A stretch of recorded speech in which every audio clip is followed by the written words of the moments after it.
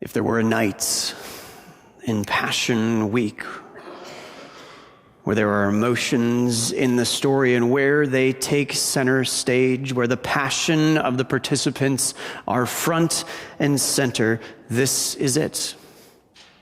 Potentially the pinnacle of the emotion in these words of Jesus: it is finished. Words uttered in one of Jesus' final breaths. This is it. I am done. I'm not going any longer. It is finished. 3 simple words in English, and yet they say so much. Words carefully picked by Jesus, yet he was neither the first nor the last to utter such a phrase. I wonder if that very evening the very same words ran through the minds of the women standing nearby: his mother's sister, Mary the wife of Clopas, and Mary Magdalene. Ones who'd likely laid down palm branches with supreme expectation just 5 days prior. Ones who'd seen Jesus coronated king and act like one, directing his disciples with authority, commandeering property, get the donkey, the things happening just as he had planned and as they'd said. And now they see their king within an inch of death. He was supposed to be the anointed one, the Messiah. He had seemed to be the son of David, the long-awaited one. He was supposed to be the ruling king. He even said he was. He even showed he was, raising a man, Lazarus, from the dead just a week prior, healing the lame, giving sight to the blind. But here, none of that. Even when a criminal on his side goaded him in this direction, "Why don't you do this?" he didn't. He just took it, like a lamb being led to the slaughter. He was obedient, complicit, and now was almost completely done. It wasn't just that he was dying, though, that they mourned, that they would say, "Oh, it's finished." But also all of their hopes and their dreams for him, for them, for the world, dying along with him. All their hopes of what would be, what they thought could be, what they dreamed might be. I'm finished. Maybe said a bit differently than Jesus uttered those words, but they are the words of every person who once had a dream. A picture of a better tomorrow, a someday arrival that's now a hope that's shriveled, and a dream that's died. These words express the hopeless reservation of the bride that this day would have celebrated her 42nd anniversary, but instead just stains a picture frame with tears. They are the words of hopeless reservation of the teen so lonely that he ponders and Googles the ways his life could end.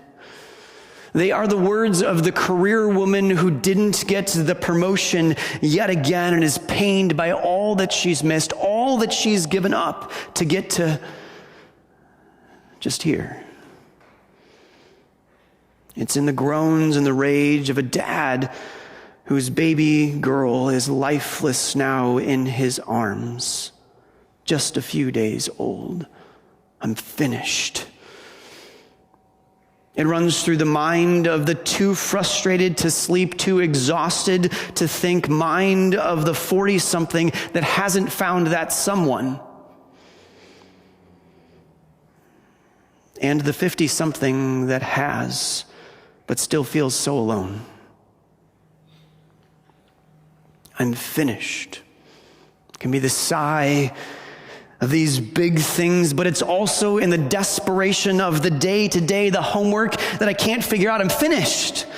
The repeating argument that comes, what again? I'm finished. Another day where the sun doesn't shine, another health issue in the family. I just can't take it.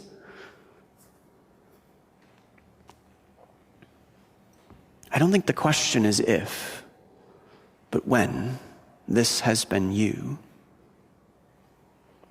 I'm done. I'm finished. All hope is lost. And when it did, what did you say? What did you do? What do you do when dreams die?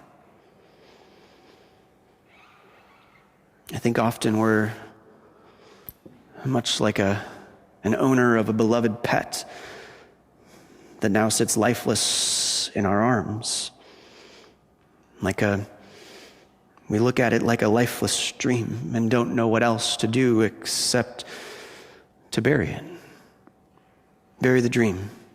Bury the expectation. Bury the hope. But not just that. Along with that, bury the feelings that come along with it. Bury the hurt. Bury the disappointment. Bury the bitterness. Bury the resentment of what hasn't been and seems like it never will be. Bury it. Because we don't know what other options we have. Thankfully, we have a God who's not only able to sympathize, to empathize with that kind of pain. Not only that, Jesus also modeled for us what to do when we find ourselves there. He's got a better option. Jesus, I think, was in that I'm finished mental state, not just because he said those words as he hung on the cross. I think also as he thinks about what could have been, the disappointment of what wouldn't any longer be, the time investing in his disciples face to face, finished. The time of healing one more lame or giving sight to one more who's blind, finished. The time proclaiming in parables and preaching on the mountainside is finished. The time of gathering around a good meal is finished. Comforting the grieving, caring for the confused is finished. Reaching out to the outsider, finding one more lost sheep here in this world is finished. Maybe it feels sacrilegious that we could say that Jesus would be disappointed. But couldn't he be? Is it sinful to be disappointed? Is it somehow not trusting, a lack of faith to mourn what wouldn't be? What could have been but now can't, to acknowledge what isn't? And then it hurts. I don't think it's sacrilegious. Not one bit. It's just true. It is lament. A third of the book of Psalms, the songs of the people of God, are just that, lament. These are dialogue, meant to be dialogue with God of God's people. Well, those words of Jesus, "It is finished," maybe only possibly describe disappointment. There is definite disappointment in the agony and the loneliness and the loss expressed in, my God, why have you forsaken me?" There in the finished work of all the sins and hurts of the world laid on him, it is definitely miserable. He is clearly hurting, for he was carrying and enduring not only the punishment of all the sins of all times, but also the hurt that all that sin causes among all that are sinned against. We spoke of this earlier in Isaiah's prophecy about Jesus. Surely he took up our infirmities and carried our sorrows. There on the cross, he was feeling the fullness of the pain and desperation of every dream that would ever die. and all the disappointment that comes along with it. Of every bride that would mark an anniversary alone, of every teen that finds themselves in a hopeless night, of every career woman crushed by disappointment and regret, he would bear the sorrows of every dad hysterical over a lifeless child and every lonely person, whether single or married. He carried the pain of every late night studying student and every parent, child, or spouse who's hopeless the relationship will ever change. He bears the burdens of the depressed, whether by the weather, by illness, or just life as it comes. He feels and carries with us every pain that we endure. He not only felt, but continues to feel it all. He did not take them up on the cross and then drop them for us for later. He carries them still, and he still carries them, just as he carries the scars of the cross. My God, why have you forsaken me? Tells us this is true, that he hurts, that he struggles the whole day through. And thus he doesn't just sympathize as one who sees your pain, but he empathizes as one who feels and bears it and carries it with you. And what he does as he feels it, as he carries it, is worth noting too, for this is what he's maturing us to do as well. When things look bleak, he speaks. He is sad, disappointed, and hurting, but I don't see him bitter or resentful. I don't see him silent and burying it or attempting to pretend that it doesn't exist. Those responses he doesn't do. Because these are the sinful ways to respond and to cope with dreams that have died and hopes that have shriveled up. Bitterness, it is a choice. Often a choice born in silent stewing. Resentment is the ongoing habit of making that choice. Both arise from taking a situation and all the pain into our own hands, often because we don't know what else to do with it. Bitterness is looking at my own resources, my own capacity, and deciding there is nothing possible. Probably true.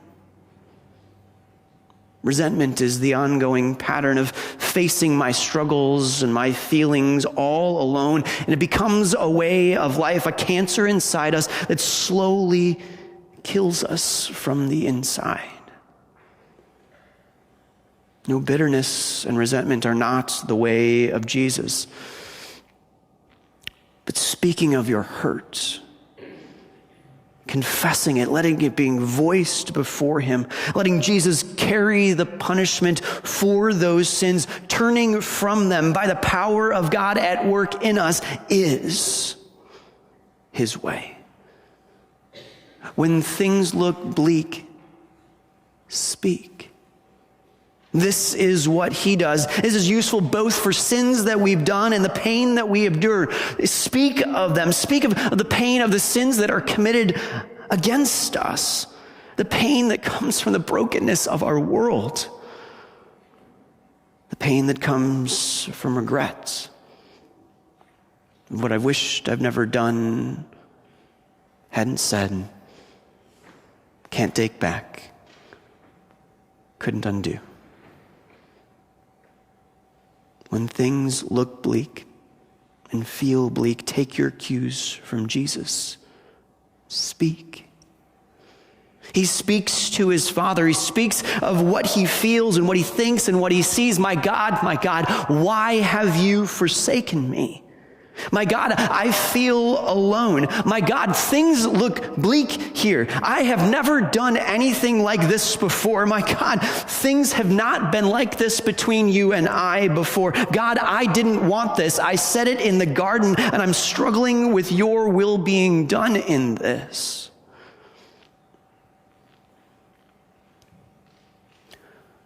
The way to avoid the burden of bitterness and the wretchedness of resentment is to speak, to call out, God. For no matter how bleak things look, he still is God, objectively. But not only that, in baptism, he claimed you as his own. He is not only God, but your God. So speak to him like Jesus did and say, my God. And let those words speak to you. Call out so that you're not just silently attempting to stew and face this on your own. Call out and let it remind you that you're not the first to feel alone, not the first to feel uncertain, not the first to think, I've never done this before and I can't do this, not the first to think, things feel different between us. Where are you?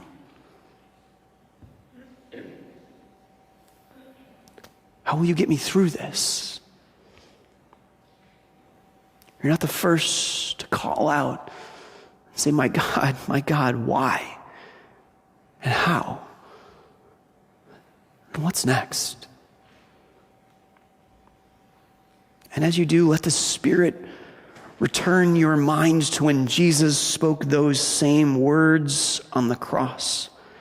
One who did bear the distance, did feel forsaken by the Father so that you would never be at a distance of the one who's promised, I am with you, and you would never be forsaken by him. So speak, not just my God, but speak of sins, yours, that he has already carried. Speak of your hurts, that he presently carries along with you.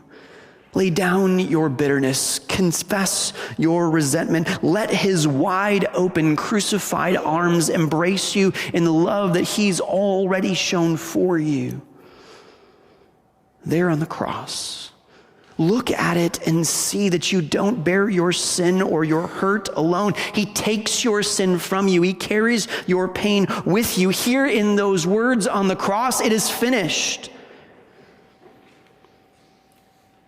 That he knows and know that he is not only almost finished with the time that he gets to spend face to face with people he loves. He's almost finished with all that needs to happen.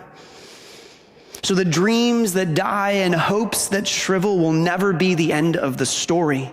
Here it is finished. 3 simple words. The bold assurance that while dreams in this world do sometimes come to an end, the hope of the world to come never will. Amen.